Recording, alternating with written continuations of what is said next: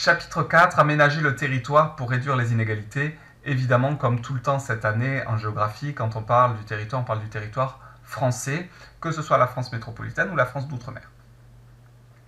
Et petite précision, en géographie, les chapitres sont liés. Évidemment que dans l'aménagement du territoire contre les inégalités, eh bien on va réutiliser des notions vues dans les aires urbaines ou vues dans les espaces ruraux. Donc, je ne vous ai pas mis un document d'accroche cette fois-ci, mais 4, pour vous montrer qu'en quelque sorte, il y a les territoires qui s'en sortent bien, qui tirent leur épingle du jeu. Là, on a par exemple le quartier de la Défense, hein, c'est le quartier des affaires à Paris qui regroupe finalement les sièges sociaux d'entreprise, les emplois les plus qualifiés, en gros les personnes les plus riches de France. Et ici, au contraire, un bidonville à Mayotte. Il faut savoir que Mayotte est un département français, qu'il y a des bidonvilles à Mayotte, donc on peut dire qu'en France, et c'est scandaleux, mais en France il y a des bidonvilles, et même en France métropolitaine il y en a aussi, mais à Mayotte ça peut regrouper des milliers de personnes. Et entre ces deux images, eh bien finalement, le transport. Là vous avez une ligne grande vitesse en construction, l'idée c'est de relier les territoires, parce que plus un territoire est relié au reste du monde, plus il a de chances de s'en sortir. Et là, c'est une gare d'un petit village dont on a déjà parlé, c'est le village de Marly-Gaumont. Et vous voyez que la gare est en triste état et que le train aussi. Ça fait écho à cette désertification finalement des trains de certains espaces ruraux qui se trouvent de fait complètement enclavés, c'est-à-dire coupés du monde. Alors notre problématique, c'est pourquoi et comment aménager le territoire. Alors pourquoi? Eh bien parce que on voit qu'il y a les territoires qui s'en sortent bien. Ça va être les métropoles, ça va être le littoral et ça va être les espaces frontaliers, à l'exception de la frontière espagnole. Donc ça, c'est les espaces qui s'en sortent bien. Littoraux, espaces frontaliers, métropole et surtout Paris parmi ces métropoles. Et puis il y a les espaces qui, eux, ne s'en sortent pas bien du tout. Ça va être les espaces ruraux, principalement dans la diagonale des faibles densités, mais on les retrouve aussi un peu en Bretagne ou en Corse, ou au niveau des Alpes. Et ça va être aussi les territoires d'outre-mer. Alors pendant ce cours, on ne va pas creuser la question de l'outre-mer parce que c'est justement le thème de notre prochain chapitre de géographie, où là le chapitre 5 ne s'intéressera que aux territoires d'outre-mer. Donc des territoires qui s'en sortent, des territoires qui s'en sortent pas. Donc ça crée des inégalités, donc il faut aménager le territoire. Et maintenant, comment on le fait? Eh bien peut-être en développant notamment des axes de transport. Là, ça va être les façades portuaires pour les axes de transport maritime, les axes de transport aérien avec les aéroports, ou les axes majeurs de communication. Là, finalement, ça regroupe le tracé des autoroutes et des lignes grande vitesse. Alors notre première partie montrera que ces inégalités, elles sont accentuées par la mondialisation. La mondialisation, vous l'avez vu et revu en 4e, c'est le fait qu'aujourd'hui, dans le monde, on est de plus en plus interconnectés les uns aux autres. C'est l'augmentation des échanges entre les pays. Ces échanges, ça va être le fait que vous vous déplacez plus facilement, il y a plus de tourisme, il y a plus d'échanges de marchandises aussi, et il y a plus d'échanges d'informations. Et si je voulais faire une mauvaise blague, il y a aussi plus d'échanges de microbes. Voilà, désolé. Donc, du fait de la mondialisation, eh bien, la partie de la France qui est la mieux connectée au reste du monde va forcément mieux s'en sortir. Et cette partie-là, eh bien, c'est Paris et les métropoles, mais surtout Paris. Et on va voir pourquoi. Paris, déjà, c'est un géant démographique. Un géant démographique parce que ça regroupe, quand on prend l'aire urbaine parisienne, c'est-à-dire donc la ville-centre de Paris, plus sa banlieue, plus sa couronne périurbaine, et bien là, on est à une aire urbaine pour Paris de 12 millions d'habitants, soit 1/5 de la population française. Un Français sur 5 vit dans l'aire urbaine parisienne. Donc c'est un poids démographique considérable. Et c'est un poids économique encore plus important. Parce qu'avec 20% de la population, l'aire urbaine parisienne produit 30% des richesses du pays. Les richesses du pays, c'est facile, on l'évalue grâce au PIB, le produit intérieur brut. Eh bien, l'aire urbaine parisienne produit 30% du PIB français. C'est donc un poids démographique et un poids économique. Et une belle façon de se rendre compte de ce poids démographique, c'est d'utiliser une carte en anamorphose.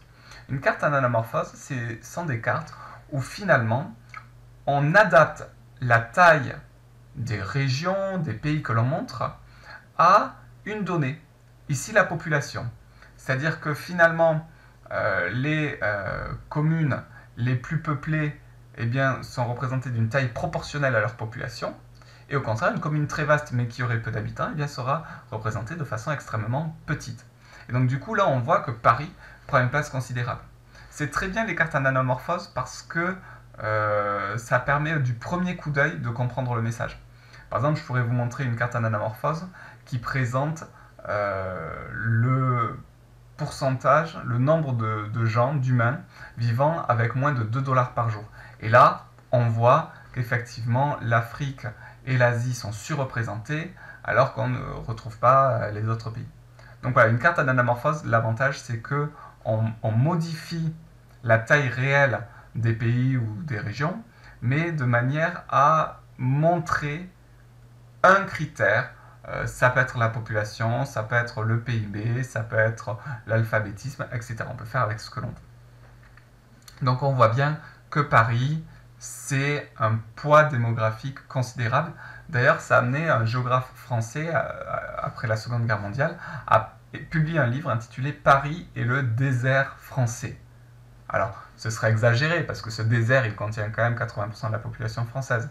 Mais néanmoins, ça renvoie à cette idée qu'on est dans un État, en France, très centralisé, où Paris occupe une place de premier plan.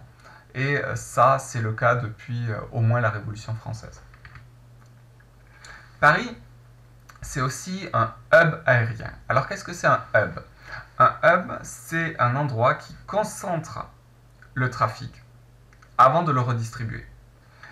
C'est-à-dire que si vous, de Toulouse, vous voulez aller, je ne sais pas, à La Réunion ou à Sao Paulo, eh bien normalement, ça se situe au sud. Donc vous n'avez pas besoin d'aller à Paris, vous ne passez pas par Paris. Eh bien, le billet qui vous coûtera le moins cher sera forcément un billet qui vous fera faire Toulouse-Paris, Paris-Sao Paulo. Pourquoi? Eh bien parce que des vols entre Toulouse et Paris, il y en a une dizaine par jour. Des vols entre Paris et Sao Paulo, il doit y en avoir tous les jours. Donc du coup, comme il y a beaucoup de vols, il y a beaucoup de trafic et ça ne coûte pas cher. Donc c'est ça un hub. Un hub, c'est vraiment un endroit qui concentre le trafic. Et vous voyez sur cette carte que Paris a une place très importante. Alors c'est intéressant parce que cette photographie du trafic en temps réel, elle a été prise il y a quelques mois. Et je vais vous montrer maintenant ce qu'il en est du trafic aérien à l'heure actuelle du fait du confinement généralisé en Europe lié à l'épidémie de coronavirus. Vous allez voir, c'est très impressionnant. Regardez, là c'est le trafic aujourd'hui, donc le 23 mars à 10h30. Vous voyez qu'il n'y a quasiment aucun avion qui survole la France.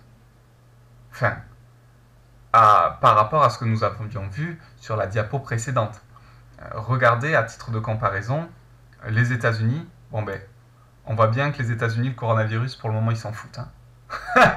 Excusez-moi l'expression, mais vous voyez qu'en termes de trafic, on ne peut pas dire que la population des États-Unis soit franchement confinée. Voilà. Par contre, si vous voyez le trafic en Europe, il est beaucoup plus faible que d'habitude. Et ça, c'est lié au fait que, eh bien, progressivement, les frontières se sont fermées entre la France et les autres pays pour des raisons de confinement et de limitation de la propagation du virus Covid-19. Alors, je reviens maintenant au cours. Donc Paris, ça concentre une part très importante de la population française. C'est le cœur économique de notre pays. C'est un hub aérien. C'est aussi, comme on le voit là, au fait que 87 millions de passagers transitent chaque année par Paris. Alors Paris, c'est essentiellement 2 aéroports, Orly pour le trafic intérieur ou européen, et Charles de Gaulle pour tout ce qui est vols internationaux à l'étranger. Mais si on additionne finalement ces 2 aéroports, on arrive à 87 millions de passagers. C'est beaucoup plus que tous les autres aéroports français additionnés. Alors, outre cet aspect de hub aérien, Paris est aussi la première destination touristique mondiale. Là, on reconnaît un groupe de touristes chinois devant le palais du Louvre. Autant vous dire que cette photo, elle n'a pas été prise à l'heure actuelle. Parce que déjà, des touristes chinois, il n'y en a plus beaucoup. Et le Louvre est fermé depuis plus d'une semaine et n'accueille plus de touristes. Alors si on voit en termes de fréquentation des hôtels, vous voyez que la majorité des nuits d'hôtels en France sont prises à Paris. Il faut savoir que chaque année, c'est près de 6 millions de touristes qui se rendent à Paris. C'est considérable. Alors, on voit que néanmoins à Paris, on ne fait pas de camping. Le camping, c'est surtout sur le littoral de l'Atlantique et le littoral méditerranéen, c'est chez nous. Mais le camping, c'est pas ce qui rapporte le plus d'argent. Donc le tourisme qui rapporte, ça va être plutôt ce tourisme-là, et c'est le tourisme qui profite à Paris. Et là aussi, si on fait un lien avec l'actualité, l'épidémie de coronavirus va porter un coup très fort au tourisme parisien, et c'est très impressionnant de voir ces lieux qui sont habituellement bondés de monde, qu'il pleuve, qu'il fasse beau, qu'il neige, vous avez toujours du monde au Palais du Louvre. Et là, vous voyez, c'est vide. Place de l'Étoile, devant l'Arc de Triomphe, on est juste au niveau des Champs-Élysées, il n'y a personne non plus, c'est vide. Place du Trocadéro, devant la Tour Eiffel, c'est vide aussi.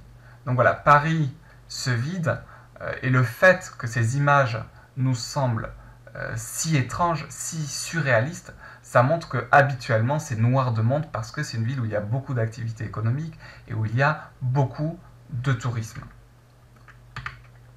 Alors, l'aire urbaine parisienne, néanmoins, a quand même un gros défaut, c'est ses inégalités. On a quand même une partie, donc là, c'est la ville-centre, c'est Paris même. Et vous voyez que le nord, vers Saint-Denis, et l'est de la banlieue parisienne, et regroupe des populations quand même généralement plutôt très pauvres. Alors que le centre et l'ouest regroupent des populations très riches. Versailles, c'est vers là, évidemment. Donc, il y a un enjeu à réduire les inégalités entre les régions de France défavorisées et les régions qui s'en sortent bien, les métropoles par exemple, mais à l'intérieur même des métropoles, cet afflux de richesses ne profite pas à tout le monde. D'où la volonté à Paris de créer une communauté d'agglomération, la métropole du Grand Paris, pour regrouper finalement Paris et les banlieues alentours, de manière à penser par exemple un réseau de transport qui desservirait tout le monde, qui profiterait à tout le monde. C'est parce qu'on utilisera justement cet outil qui est notamment les communautés d'agglomération, qui sont finalement entre les communes et les départements, que l'on pourra réduire les inégalités et mieux structurer les aménagements à l'échelle des aires urbaines, qui vont bien au-delà de la commune, de la ville-centre finalement. Et enfin, Paris, elle jouit d'une place assez particulière en Europe. Le cœur économique de l'Europe, c'est cette mégalopole européenne qui va de Londres jusqu'à Milan, passant par tout un tas de grandes villes, Bruxelles, Francfort, etc.